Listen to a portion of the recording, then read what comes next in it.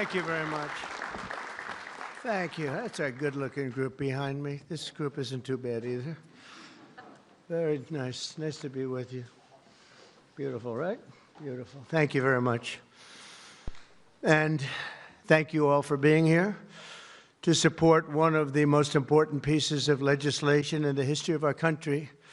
And that's everybody saying that, virtually everybody. The one big, beautiful bill to secure our borders, turbocharge our economy, and bring back the American dream. That's what's happening, too.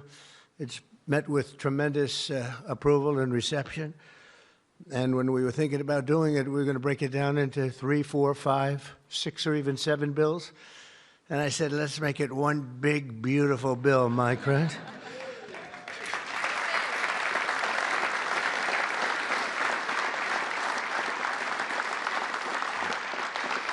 They actually said it would be very much harder to get this way, but it would be better.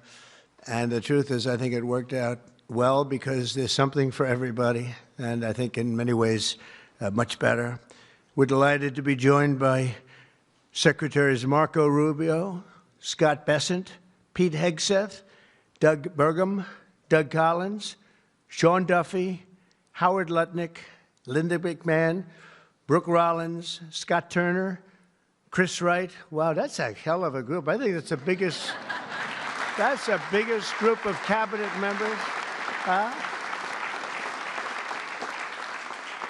That's the biggest group of cabinet, and we're not finished yet because we have our great Attorney General Pam Bondi here, U.S. Trade Representative, and he's working around 24 hours. We have them one after another. Countries come. Everybody wants to be with us because we have the hottest country in the world. A year ago, we had a disaster on our hand. We had the coldest country, I think, by far. And now we have the hottest. The King of Saudi Arabia, when I was there, we brought back $5.1 trillion between Qatar, Saudi Arabia, and UAE. And all three said, great leaders, they all said to me the same thing. You know, it's amazing. In 4 months at that time, now it's getting to be close to 6. But in 4 months, they said, you have the hottest country anywhere in the world. It's not even close. And they thought we were dead a year before that. They said, I thought you were dead. The country was dead. And it was pretty close to it. But we have the hottest country in the world, so it's great. And Trade Representative Jamieson Greer is very busy because, where are you, Jamieson? Everybody wants to make a deal and have a part of it, right? I know you and Howard and Scott are working overtime, making deals with other countries. Remember a few months ago, the press was saying, do you really have anybody of any interest? Well, we just signed with China yesterday, right? Just signed with China. We have everybody. We're not going to make deals with everybody. Some we're just going to send them a letter, say, thank you very much. You're going to pay 25, 35, 45%. That's the easy way to do it. And my people don't want to do it that way. They want to do some of it, but they want to make more deals than I would do.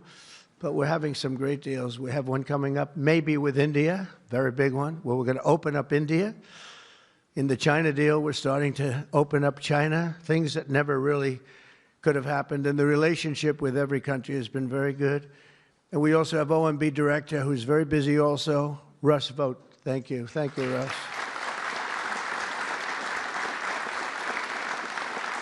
And also, I want to give a very special thank you. This is a hell of a group we have here. This is amazing, the quality of people. But actually, I like these people and most of those people much better than the people I just named, okay? But a very special thanks as well to Speaker Mike Johnson, who's a great, legendary guy. He's going to go down as a legend. A great friend of mine, a fantastic Senator, Roger Marshall, wherever you may be. Roger, thank you very much. Thank you. Bernie Moreno, great win Bernie had in Ohio. Bernie, great win. That was a tough race. They said that was not winnable, and he won by about 5 points, so that was pretty good. So much for not winnable. Mike Lee is here. Mike, hi, Mike. Thank you, Mike. Tim Sheehy, another tremendous win. Way to go, Tim. Young, handsome. That was another race that wasn't supposed to be able to be won. They said, well, we have a very young, handsome guy. I said, does that matter? Looks don't matter, do they, Mike? Looks. Anyway, great job. You can't help it. You can't help it. Great. That was a great race, along with Representatives Paul Gosar, Greg Murphy, Tom Kaine, Jen Kiggins, Rob Bresnahan, who's a, where is Rob? Stand up, Rob. Let me see you. Good. He's done a fantastic job. And Ryan McKenzie. Thank you, Ryan. Thank you all. That's great. It's a big group of people. We're here this afternoon to share the stories of an incredible group of patriots from across the nation whose future we are defending with the one big, beautiful bill. This is the ultimate codification of our agenda to, very simply, a phrase that's been used pretty well by me over the last 10 years, but maybe even before that, make America great again. Very simple, make America great again. When Joe Biden used to get up and say, we will stop this horrible MAGA. We're going to stop MAGA. We're going to fight it. We're going to, I said, Joe, loosen up. It's called Make America Great Again. It's okay. Remember that he got up so angry. He was so angry. He said, make America great again. But we'll deliver a record tax cut, a record spending cut, a record investment in border security. We've done so well on the border. You know, last month, we had 0 people that crossed the border. 0.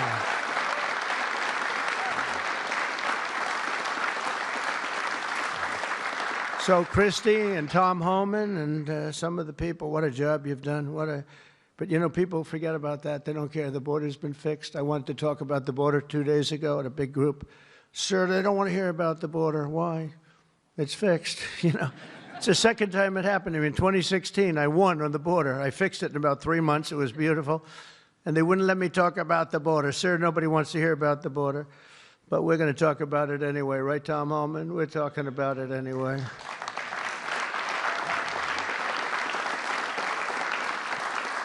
So we have a big number of dollars that's coming here because we want to keep it that way and we want to keep it fixed, and a record number of deportations. We're bringing criminals out by the thousands. Nobody can even imagine. They let people in that were murderers, 11,888 murderers, gang members, people from mental institutions and insane asylum. You know what that is? That's insane asylum. That's a mental institution on steroids. During the campaign, I talk about the late, great Hannibal Lecter. Do you know who that is, Hannibal Lecter? Silence of the Lambs. I'd talk about it, and the fake news would go crazy. Why does he keep mentioning? Well, because we won in a landslide. That's why they don't want to have Hannibal in our midst. And the day I signed this bill into law, almost every major promise made in the 2024 campaign already will have become a promise kept. And that's very important. Promises made, promises kept.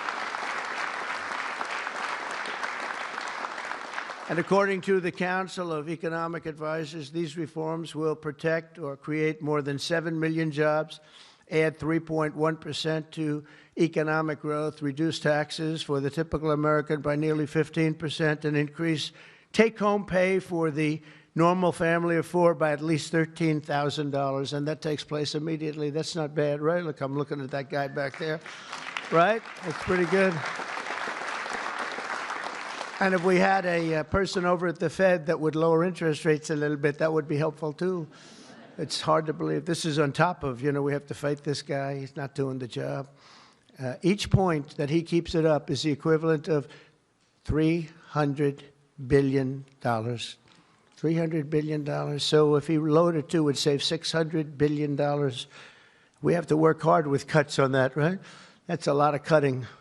And this guy could do it so easily. We don't have inflation.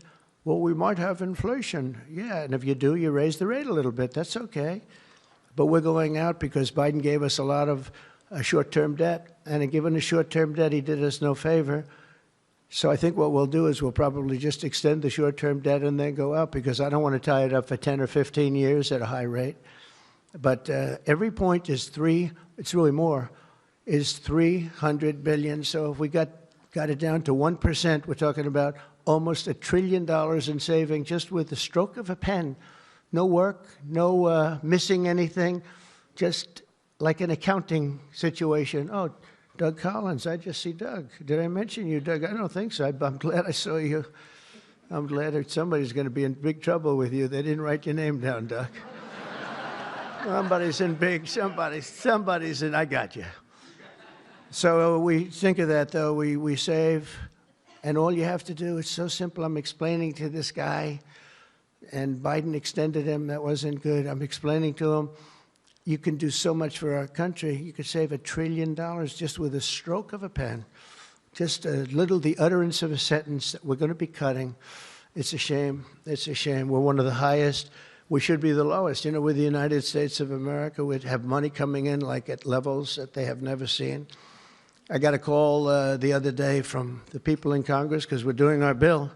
I didn't even tell you this, Mike, and they called. They said, there's something wrong with the numbers, sir. I said, what's wrong? I don't know. They're not balancing out. There's something really wrong. I said, is that a good thing or a bad thing? Well, we don't know. I said, what's the problem? We're taking in much more money than we have scheduled. I said, so far that sounds good. They said, how much is it? About $80 billion. I said, do me a favor, check the tariff line. They called me back an hour later. Sir, we've taken in $88 billion in tariffs. Isn't that a beautiful thing? 88 billion. I thought I'd tell these little stories. Go off script and tell these little stories, Scott, right? Because it does make it a little more interesting. Although my speechwriters have just gotten every award in the book. Vince, where are you, Vince? Where are we? Where's Ross? He's gotten all these awards and I'm going off the record all the time. Where is he? He didn't show up to the speech. He wrote the speech. He didn't show. Well, that means he has confidence in me. According to the Council of Economic Advisors, these reforms will protect or create more than 7 million jobs, add 3.1% to economic growth, reduce taxes for the typical American by nearly 15%, and increase take-home pay for a normal family by an incredible $13,000. All of these things are happening. And by the way, there's no inflation. All of the numbers I gave you, all of the money that's coming in, and maybe more importantly than the billions of dollars we're taking in with tariffs, is the fact that we've got hundreds of plants going up all over the United States that never would have been here.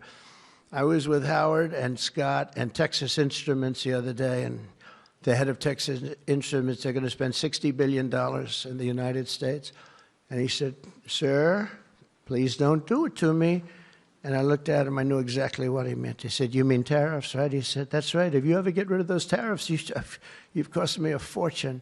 They're all coming in because they don't want to pay the tariffs, and they're coming in at levels. And it only works for the United States because it doesn't work for other countries, but it works for us. We have a record investment. We have records and everything. And when these places open up, that's bigger than the $15 trillion that I'm talking about. You know, you don't see it right away. But bigger is the fact that they're all coming in, they're building their factories, the AI factories and the auto plants. We have auto plants that are closing up in other countries. I don't want to specifically name the countries, but you know who they are. And they're coming into the U.S. and they're opening up and building like nobody's ever seen anything like it. I don't call it a miracle. I call it, this should have been done 40 years ago. We would have never lost our auto. We lost 50% of our auto industry to China, Mexico, Canada, and various other countries. Should have never happened if you had a president that said, we're going to charge you tariffs. You're not going to build next to us. Send it in and take away our jobs. If you would have said 25, 50, or 100% tariff, not one company would have left.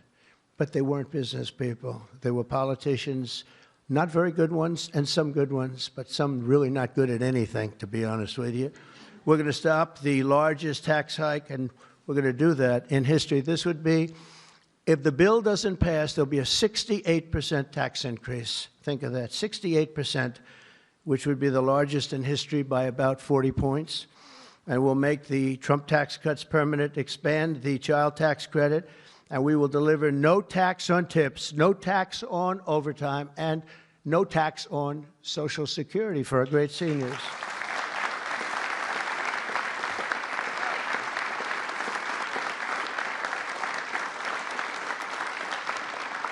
Among the countless citizens who will benefit from these tax cuts is Malachi Krzyzewski, a devoted mom and DoorDash driver from Ripon, Wisconsin, who uses her tip income to support her son. To think of that, no tax on tips, and it was a very big problem. I was at a dinner in my beautiful building in Las Vegas, and unrelated to this, and I said, what's going on?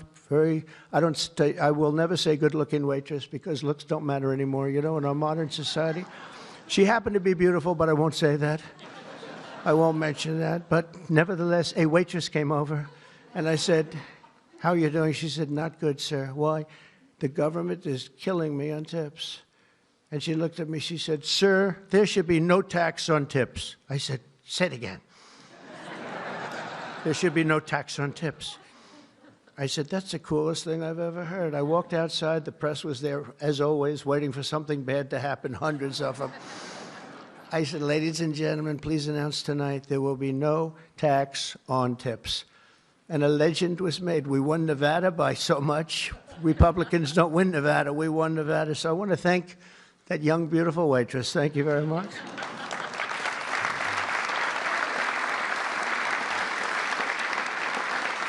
But with no tax on tips and other cuts, this bill will save Malachi thousands of dollars per year, enabling her to achieve her goal of visiting every U.S. state with her son. She wants to visit every state by the time he's 18 years old. So, Malachi, it sounds to me like you're off to a fantastic start. And where are you, Malachi? Where are you? Congratulations. Great. That's good. Thank you. Also with us today is Luke Wilson, a 23-year-old electrical lineman. He loves being an electrician, but in this case, the lineman. And these are guys that take big risk, and it's hard stuff. But if you know what you're doing, it's fine.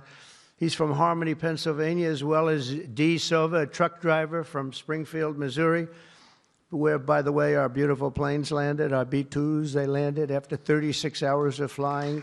Great going, Pete. And they hit the target. And they hit the target, and the target has now been proven to be obliterated, just as we said. We had little fake news from CNN. Thank you very much, CNN, for that. With 3 million miles of driving under her belt, who mentors other women in her industry. And I just want to say, Luke and Dee spend countless hours working overtime to help make this country run. And this bill, the typical overtime worker like them will take home nearly $1,500 extra every single year. So you're talking about at least $1,500, and there will be no harassment because you were being harassed by the Democrats.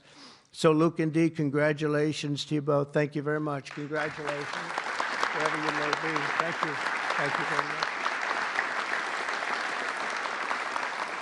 Also with us is James Benson, a third-generation auto worker from Belleville, Michigan, who has spent 26 years at Ford Motor Company, which is doing very well. They have a lot of plants in this country. If you have plants in this country, you're going to make a lot of money. And is a member of a tremendous group of people, auto workers. And I'll tell you, we love these people. Auto workers for Trump, and I came through for them, but they were with me long before I really thought. A lot of people said, is he going to run again? Will he run?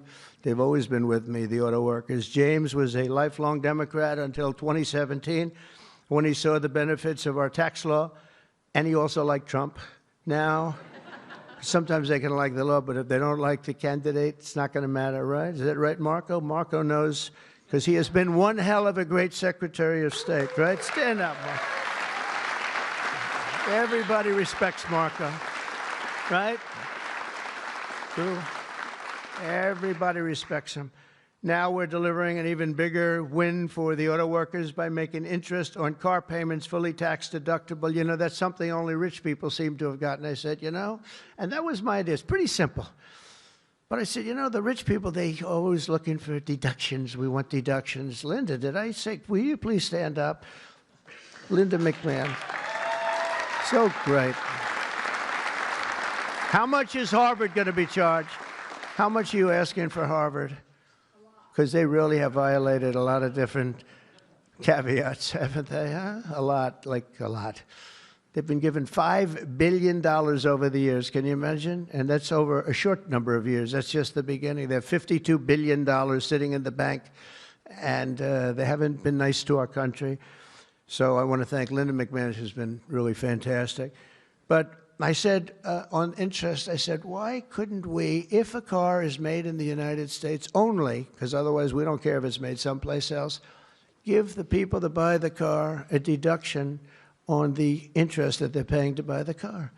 And people said, what a great idea. It's so simple. It's like the paperclip. Somebody came up with the idea of a paperclip many years ago, 1817, and he became a very rich person. And everybody looked at it and said, why the hell didn't I think of that? But it's like the paperclip, but only if the car is made in America. Remember that, James. We're going to keep those Michigan auto factories roaring. And as you know, we won Michigan by a lot, Susie, right? We won Michigan by a big margin, and something that typically is not easy, but I think we've won it. I actually think we've won it 3 times in a row. So it's been a great state, but a big factor with the auto workers. They went with us very big, and I love them. The One Big Beautiful Bill will also be an incredible victory for American farmers, another group that we did great with, especially family farmers like James Cullifer of Virginia Beach. Our bill will provide 100% expensing so they can buy a new farm equipment. And by the way, the expensing is good for everybody, not just farmers. And it'll virtually eliminate the so-called estate tax or the death tax. So you have a farm, you leave it to your children. If you like the children, you leave it. If you don't worry about the details. No, some people don't want to leave them. They don't like their kids, you know? Anybody in here not liking their children, farmers? But if you like your kids, you want to leave it. And a lot of times what was happening before I got there, because I put this in the first tax bill, as you know, but people would die, they'd leave their farm. There was no cash, but there was value to the farm, sometimes good value. It's called real estate rich and cash poor. And the kids had no money, and they'd be foreclosed out by a bank. They'd borrow money to pay the estate tax. You don't have to pay estate tax anymore. That's pretty big stuff. So for the farmers and for others in small business, it's great. But James's family has been working in the land for generations, and with this bill, we will ensure that family farms like his can stay in the family for many generations to come. Where's James? James, around? Where's James?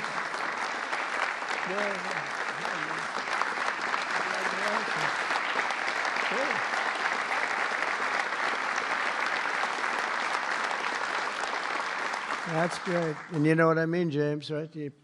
People pass away, they love their kids or whoever they're leaving, but they love their kids especially. And you won't have the family farmer anymore the long time because they were losing them to the banks, and they were losing them at record numbers. It's not going to happen anymore. There's no tax. We're also going to empower American parents by expanding opportunity scholarships to provide school choice. School choice is a big deal.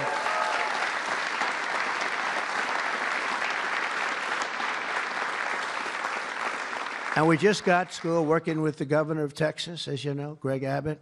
We just had it passed in Texas, and I know about that. Somebody said, yeah, that was a big deal. They've been trying to get it for 9 years, and they asked me if I'd call the legislature, Republicans in the legislature, and I did.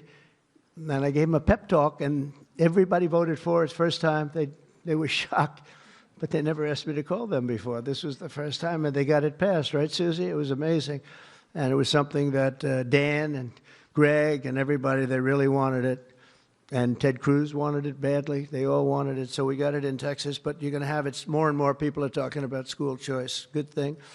This will be the godsend for mothers like Angelina Banks from Philadelphia. Where's Angelina?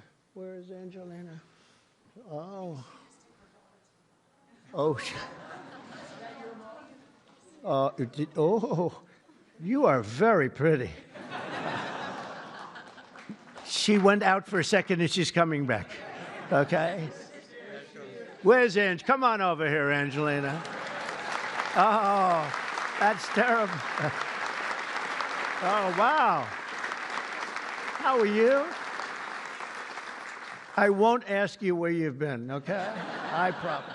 But it's great to have you. It's great to have. I mentioned your name. I said, where's Angelina? He said, she'll be right back, sir. Thank you very much. Appreciate it. And Aubrey and Ava Jane, Angelina says the tax relief for child care and education are a foundation for stability and dignity. I think those were your words, right? Stability and dignity, good words for her family. And with the One Big Beautiful Bill, we're delivering both, empowering hundreds of thousands of families to choose the public, private, charter, religious school or the home school of their choice. And Angelina, thank you very much for being with us. Beautiful. Beautiful. So this bill will also be the single most important piece of border legislation ever to cross the floor of Congress. We will hire 3,000 new Border Patrol officers and 10,000 new ICE agents. And these people are great. I tell you what, I got to know a lot of them. And we have tremendous representation. They've been for me from day one. In fact, I shouldn't say this, but they endorsed me when I first ran, almost at the beginning. And they weren't sure if they were allowed to endorse me. And they said, we don't care, we're endorsing you. But they were great, and they've been my friends ever since. But think of that. So we're going to hire 3,000 new Border Patrol officers, 10,000 new ICE agents. And, you know, these ICE guys, they go into war zones, and they're tough, and they love our country. And if you're not going to be tough, you're not going to do well. But they are tough, and they'll break into a pack, and they call them a pack. Some of these packs come out of the jails of Venezuela. They come from places that you don't want to know about. They're gang members that have been all sent in here through Biden's open door stupid policy. The dumbest policy, I think, well, we have a lot of dumb policies, but the worst, I think, is open borders, where anybody comes into our country totally unvetted, totally unchecked. And they're drug dealers, and they're people that we don't want them. And they're murderers, you know, they're murderers. I told you, over 11,000 murderers. They're in here. 50% of those, by the way, murdered more than one person. And they came in, no check-in, no anything. It's so sad. What that man has done to this country, we should never forget it, okay? We should never, ever forget it. With that whole group of people, I don't even think it was him. He didn't believe in open borders. He didn't believe in men playing in women's sports or transgender for everybody. But what that group of people has done to this country will never, ever, I don't think we can ever allow history to forget it. What they've done to us is so sad. We're going to fully fund the final sections of Border Wall, impose a new remittance tax on money sent back to foreign countries, and dramatically increase deportations to a bare minimum of 1 million illegal aliens per year. And what we're doing is we're really going after the criminal aliens, of which we have plenty to work with. People say, well, that's a lot, isn't it? Well, remember, these countries are very smart. They're headed up by people I know. In almost all cases, they're very smart people, and they're people of great common sense. They're not sending their good people out.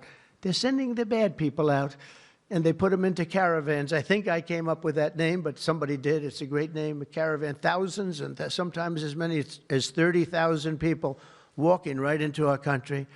Again, last month we had none. Think of that. It's almost, people say it's almost impossible. But they come in, and at a minimum, they're not people that work very hard. They're people that are on welfare. They don't want them. They don't want them. They give them to us. It's incredible what's happened, and it's so sad to see. It's so sad. It could make you just sick to your stomach when you think about it. I was going to say it could make you cry, but I like to pretend I never cry.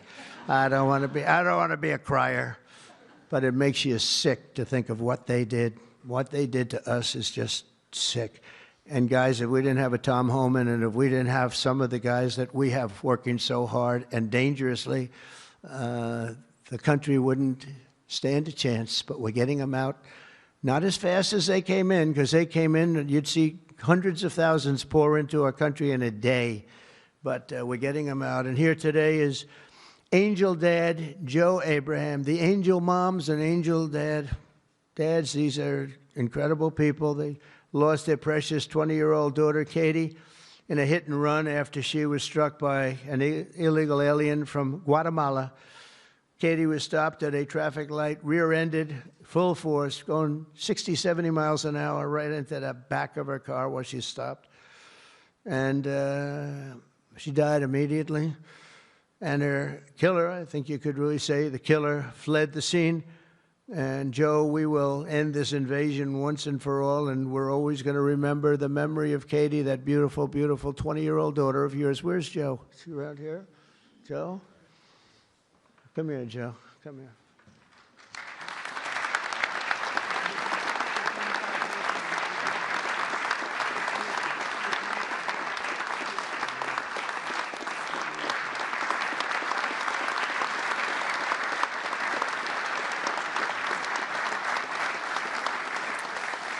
Ah, boy, oh, boy, oh, boy.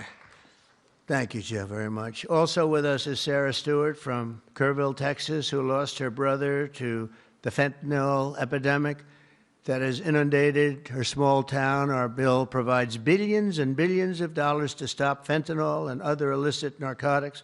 We're also charging other countries like Mexico, Canada, and China billions of dollars in taxes that we put on because they've allowed people that are selling fentanyl to go through their countries, or in the case of China, they send it here, and paying a lot of money at least, but would rather stop it.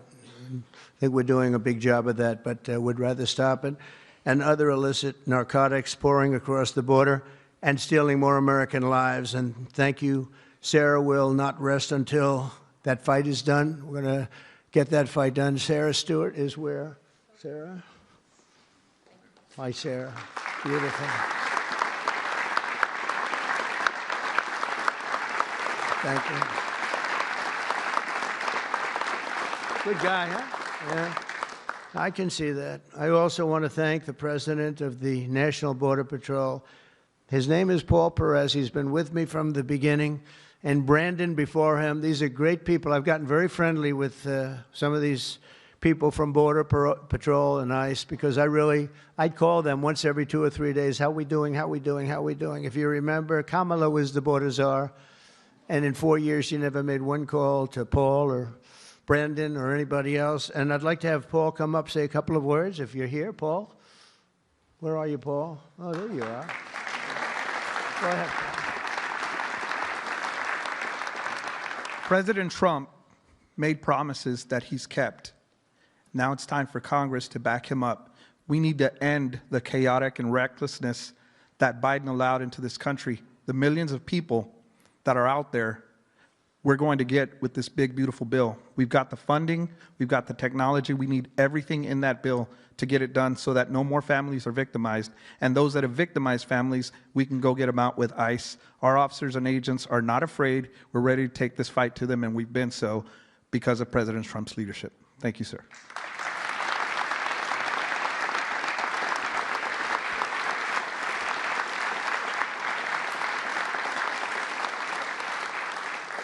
He's been a great friend of the country. He really has, and he's worked with Tom Homan and Christie and all the people that work so hard. They have been incredible. And, you know, I wasn't going to do this, but I see Tom Homan is sitting there, and, you know, I have to call him up. Look at that. I don't call up the Speaker of the House. I don't call up Marco or Peter or anyone. But I want to call this guy because this guy is keeping us very, very safe. Come on up, Tom.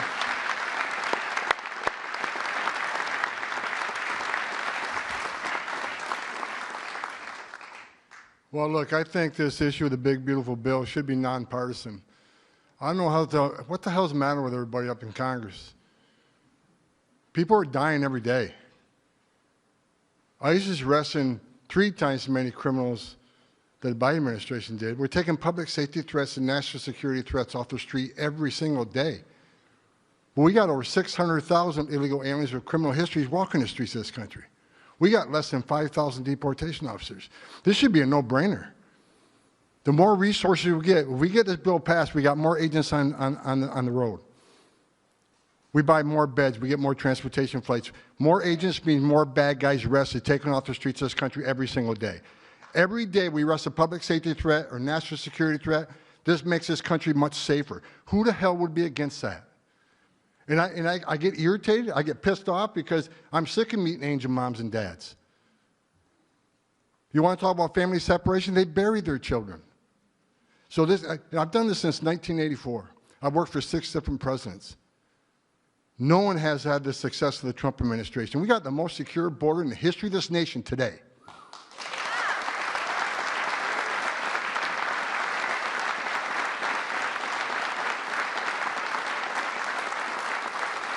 But we need more border wall. Border walls save lives. Women and children can't get over that wall, which means they go to a place where there's not a wall. And what's waiting on them? The men and women of the Border Patrol who take care of the humanitarian needs and save their lives. We already got fentanyl seizures down half. Fentanyl seizures should be 100%. We should have zero fentanyl coming to this country. We need money to help secure that border at a higher level. Stop the fentanyl from coming in. Stop the sex trafficking of women and children. Stop the known suspected terrorists coming across that border. Right now, I was looking at the stats today. ICE is arresting a record number of known suspected terrorists in this country, along with the FBI. With more money, we can arrest more of these people, make this country safer. This is a nonpartisan issue. Let's make this country safe again. So the Democrats and the Republicans and the Independents, I don't care who you're from, pass the bill so we make this country safe, so we can stop the violence against ICE officers. Let's make this country safe again. And without that bill, it's going to be a hard road. We got a lot of people to look for, a lot of people to arrest, a lot of national security threats we know are in this country. We need to find them. We need more money to do that. We need more agents to do that. For God's sake, let's pass this bill and get this done.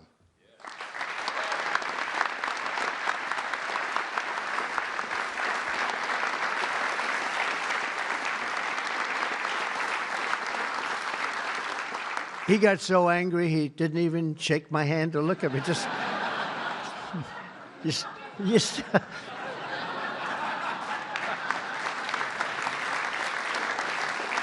But he's right. He's right. And we have no money for the border if we don't pass this bill. We have virtually nothing. And so we're going to get it done for you, Tom, and for all of the people that have worked with you. It's been amazing, the job you've done. And just in finishing, look, this is the largest tax cut in the history of our country.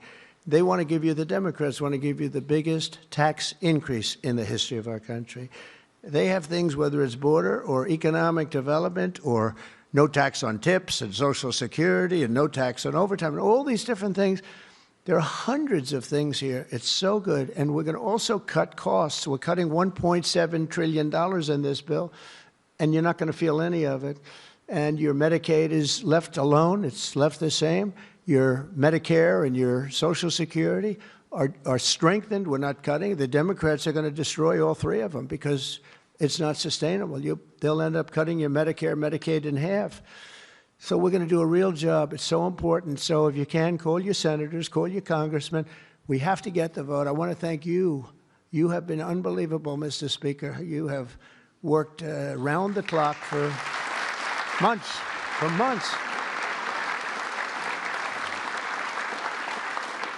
And, you know, I shouldn't say this, but we don't want to have grandstanders where one or two people raise their vote. We vote no. And they do it to grandstand, that's all. Not good people. They know who I'm talking about. I call them out. But we don't need grandstanders. We have to get our country back and bring it back strong. And our country is going to be stronger, bigger, better than ever before. We're going to make it better than ever before. And that's despite the bad hand that we were dealt 6 months ago. We were dealt a really bad hand. We were dealt a sick hand. It's unbelievable. You know, when I came back yesterday, as you know, I made a big trip to a place where we had 28 countries represented, and we did something that's never been done. They've raised the number of money, the amount of money that they spend to $1 trillion a year, and that's for world safety. But they all asked me the same question. They said, how could you have allowed this to happen to your country? I said, I didn't do it. But they said, how could you allow people to pour in? They don't understand it. They all have borders. They have fences, they have walls, or they have just strong people standing there. You can't do it. And they said to me, you know, it's amazing that they allowed these things to happen. And it's amazing, too. I agree. You know, as a business guy, I always like to understand where the other side's coming from. What do they want? What do they get? And, you know, you can make good deals based on understanding the other side. I never understood the other side in this case. Why would they allow people to pour into our country unchecked? You know, I can see people wanting people to come in, and you let them come in. You have a vetting process. You let good people. We're letting a lot of good people in, but they're coming in legally.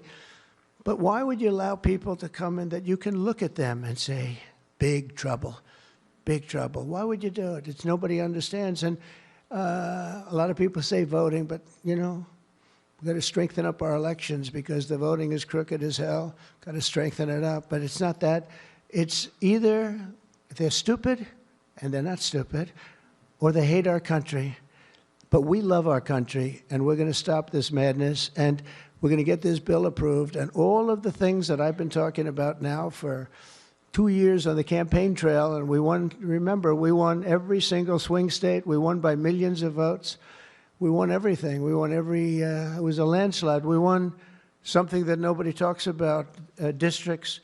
You have thousands of districts. We won 2,750 to 505. Think of that. That's why when you see a map, the whole map is red. That stands for Republican, by the way, because it stands for a lot of other things too, but it stands for Republican with a little piece of blue on each side. But that's why, think of that, 2,750 districts to 505 districts. That's what, this was a slaughter, but it gave us a mandate to do some great things. And I want to thank John Thune, and I want to thank the speaker, and I want to thank Marco and everybody here, they have been so incredible. Pam, you've been unbelievable as the Attorney General. We appreciate it. Not easy, not easy. And we're coming back faster than anybody ever thought possible. I told you what they said to me on just trips by very smart people. But we're going to make this, we're going to do this very quickly. It's happening a lot faster than even I thought possible. And we're going to be celebrating very quickly, and we're going to be celebrating for a long time because we're turning our country around. We're getting our country back. And we're ruling with common sense, you know. Whether you're conservative or liberal, or as they like to say, progressive. They don't like the word liberal anymore. Progressive, I think it's a beautiful word, too. That's why I call them liberal. It's too nice a word. I don't know how you can be progressive when you're turning the country backwards.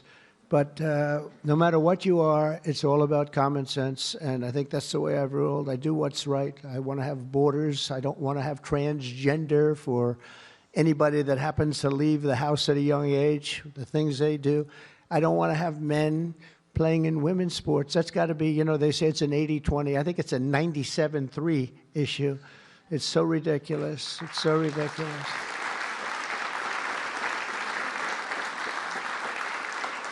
There was a long-distance race the other day, or at least reasonably recently, and they had a top man and they had top woman, but it was a woman's race, and the man entered. He happened to be transitioned.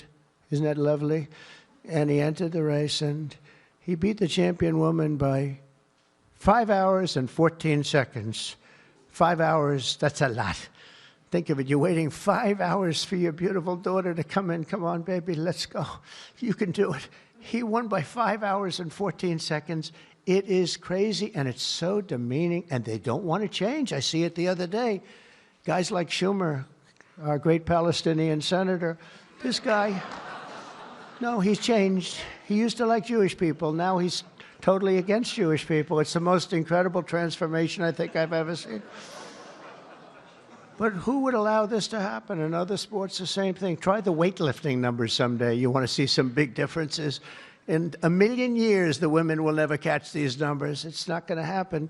And it's very demeaning to women, and I don't like it when it's demeaning to women. So we're turning the country around fast. We love you all. Thank you very much, and good luck. Thank you.